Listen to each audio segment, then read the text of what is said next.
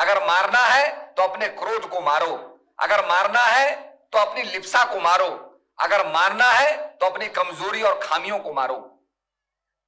और महात्मा बुद्ध, जिनका नाम ही ज्ञान मूर्ति है, उन्होंने अपना उपदेश दिया। तो महापुरुष कभी काटने का काम नहीं करते हैं। जैसे कैंची काटने का काम करती है, ऐसा काम महापुरुषों का नहीं होता है।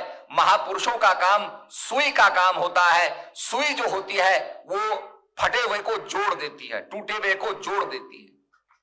तो महापुरुषों का काम जोड़ने का काम होता है। The divine people come to unite, not to disunite. महान पुरुष यूनाइट करने आते हैं। इसीलिए आपने देखा होगा, मानव समाज को एक करने के लिए, मानव के उत्थान के लिए।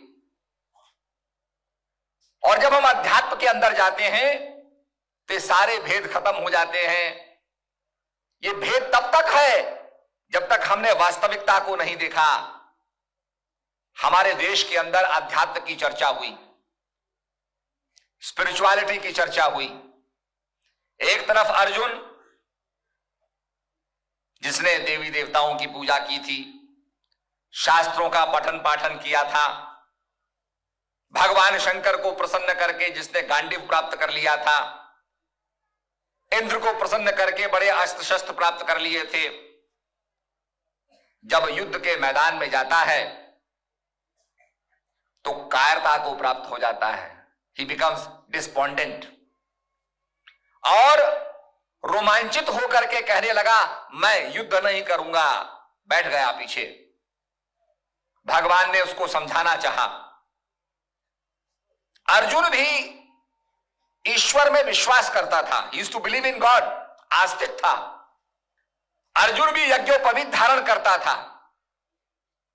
अर्जुन भी सूर्य को अर्घा देता था। सारे कर्म करने के बाद, धार्मिक होने के बाद वो कायरता को प्राप्त हो जाता है। तब भगवान उसको अध्यात्म का उपदेश देते हैं, स्पिरिचुअलिटी का उपदेश देते हैं। क्योंकि जहां हम स्पिरिचुअल वर्ल्ड की तरफ देखते हैं, वो दुनिया स्पिरिट की दुनिया है, जहां कोई भेदभाव नहीं होता। जैसे मैं आपसे कहूंगा कि आप हीरा ले आइए, जिसे डायमंड बोलते हैं। डायमंड कितना कॉस्टली होता है। छोटे सा हीरा भी जाएंगे तो हजारों रुपए में आएगा। और आप कोयला ले आइए तो कोयला तो आपको वैसे ही कह देगा आदमी, मुफ्त ले जाओ, इसका कोई कीमत नहीं है, बहुत सस्ता होता है। तो एक तरफ हीरा है, एक तरफ कोयला है। छोटे से हीरे का दाम हजारों रुपए में होता है, कोयला बिल्कुल सस्ता से सस्ता होता है। पर जब आप स्पिरिचुअल दुनिया में चले जाएंगे तो स्पिरिचुअलिटी के अंदर जो ज्ञानी होता है वो कहता है हीरे में और कोयले में कोई फर्क नहीं है। They both have carbon contents. दोनों के अंदर क्या है? कार्बन है। हीरे के अंदर क्या हुआ कि पहले हीरा भी कोयला था, धरती के नीचे गर्भ के अंदर दब गया, दबने से बड़ा ठोस हो गया। इतना ठोस हो गया, उसकी इतनी डेंसिटी बढ़ गई कि वो पत्थर की माफिक हो गया।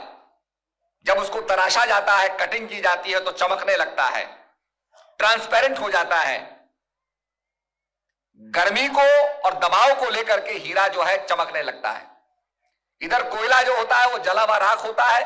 पर जो अध्यात्म के जानने वाले होते हैं वो कहते हैं कोयले में भी कार्बन है और आपके डायमंड में भी कार्बन है, कोयले में भी कार्बन है, दोनों में कार्बन है, दोनों में कोई फर्क नहीं है।